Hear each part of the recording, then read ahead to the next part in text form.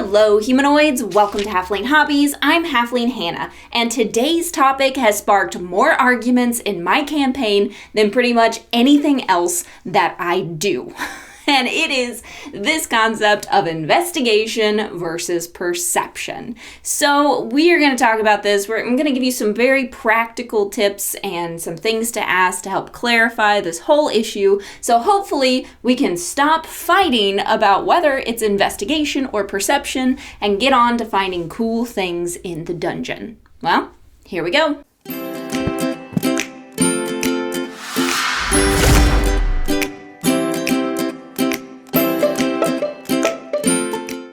So there have been a lot of talk around this idea of perception versus investigation. And I know I have seen the tomato chart. The tomato chart is great. However, the tomato chart does very little to help me in the middle of a game figure out which one of these I should be asking for and fully explain to my player why, no, you cannot roll an investigation for this. So we need a little bit more of a breakdown than just the tomatoes. Sorry. To do that, we're going to start in the Player's Handbook, page 173. You probably haven't opened this in a while. I know I hadn't, because when I did, a spider came out. And I'm not kidding. A spider came out of my Player's Handbook. It was terrifying. So if you go over to page 173, and there you're going to find a breakdown of the different main ability scores. It's going to break down each one of those for you and give you a little bit of a feel of when you should be asking for these things. It gives you some examples, stuff like that, which is helpful, but not as helpful when you get your players arguing with you. You need a little more meat than that, but let's start there. So we're going to start with this idea of it's wisdom versus intelligence. When we talk about perception versus investigation, that's really what we're talking about. Intelligence versus wisdom. So wisdom is how in tune you are with the world around you. This has to do with your senses, seeing, smelling, tasting, touching things, and hearing, of course. Hearing things. Hearing's important. So if your players are trying to spot something, they're walking around the room looking for something in particular, they're overhearing a conversation, they're trying to detect scents of maybe chemicals in a room that they're familiar with,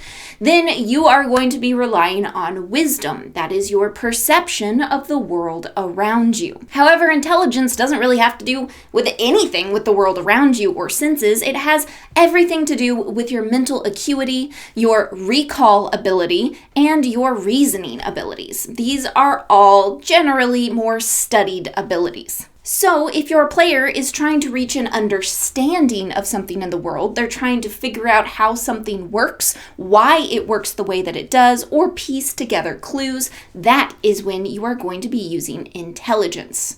Now, this all sounds fine and dandy when we're theoretically talking about it, but when you're in the middle of a game, how do you figure out which one they're doing? Yes, the senses is a big one. So senses, it's going to be perception. Mental thoughts, it's going to be investigation. But most of your players are not going to be happy about that when they have a high intelligence and you don't let them roll to investigate the room. So how do we figure this out? Well, it all has to do with player intent. You have to discern the intent of the player, whether they're happy with that or not. If the player's intent is to try to find an object, then it's going to be perception. However, if your player's intent is to try and find meaning, then it is going to be investigation. Wow, that was deep. That was like one of those 3 a.m. thoughts. If you're searching for meaning, it's investigation. That's pretty good. So a lot of the time when we have these big arguments that blow up of a player wanting usually to investigate something when you're trying to get them to roll a perception check, it's all because something wasn't clear. And we need to clarify both the intent and what is going on in the room. This is where some helpful house rules come into effect. These are my house rules, and of course, this is just the way I like to run my game. It is not law. It's not written down in any book, and even if it was, I would probably ignore it because that's just the way that I am. Feel free to come up with your own house rules. Of course, you're welcome to use mine if you'd like, and I'd love to hear what yours are down in the comments below. But here's my house rule anytime my players want to do a perception or investigation check. First rule, they have to clearly identify what it is they're looking for. They cannot just simply walk into a room and say, "What do I see?" I've already described the room, and I usually give them a map. They have to tell me exactly what they're looking for. Now, in my games, this comes in 3 main categories, and usually if you have veteran players, they're gonna be pretty good about telling you exactly what they're looking for because they know what they're looking for. However, if you have new players, this is very daunting and they have no idea what they're looking for. So these 3 categories are very helpful. Ask your players what they're looking for. Are they looking for something dangerous? Are they looking for something valuable? Or are they looking for something that is clearly out of place? These 3 categories are excellent ways to start. If they're looking for something dangerous, it's clear that they're going to be looking for monsters or traps. If they're looking for something valuable, obviously they're going for the shinies. And if they're looking for something out of place, that's when they're trying to discern something in the room that is more than what it appears. Secret doors, secret drawers, things of that nature. Doors and drawers.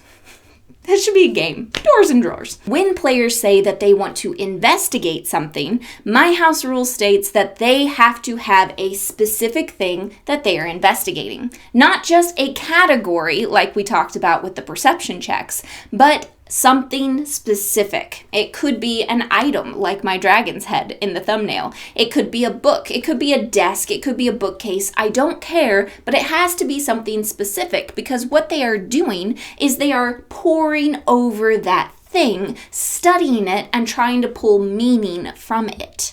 So, some questions that I like to ask when someone says, "I want to investigate something," are, number 1, what clues are you following? I do drop clues for my players quite a bit, and so if they've done a good job, written those down, and are trying to apply them, then they're probably going to get some kind of reward for that. So, 1, what clues are you following? 2, what do you hope to discover? If they are searching through a bookcase, are they trying to find a book that perhaps opens a secret passageway? Cliche, but it works. Or are they trying to discover something that leads them to understand what this wizard was researching and what they were trying to accomplish? Those are excellent investigation, and I need to know what it is that they're trying to discover so I know what their intent is. And number 3, what makes you think that there's something here? Sometimes it's just a shot in the dark and your player is trying to get more information from you without really having any reason to investigate. And when that's the case, sorry about ya. Your player should have some kind of reasoning behind what they're doing in order to investigate something. An investigation is far different than simply looking around and trying to find something. It requires mental acuity. It requires remembering things from the past and applying different, perhaps even magical arts to the situation. So perception and investigation should both be very important parts of your campaign, and oftentimes a room search will start with perception and will go into investigation once something out of place has been found.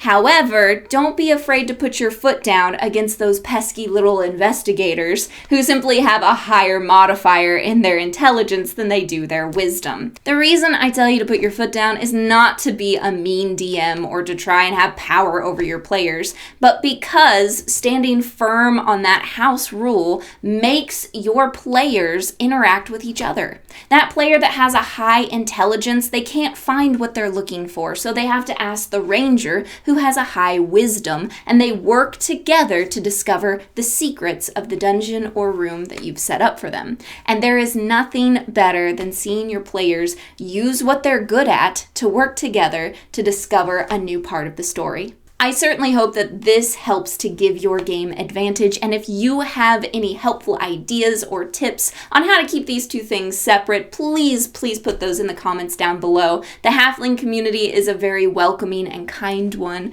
and we love to help each other out, so please join us in that by commenting down below. And until next time, my friends, may your game have advantage.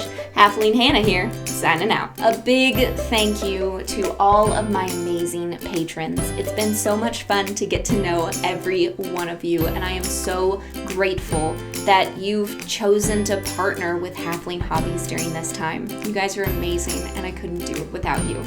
If you would like some really cool DM resources and to join an amazing community, consider going over to Patreon. Bye!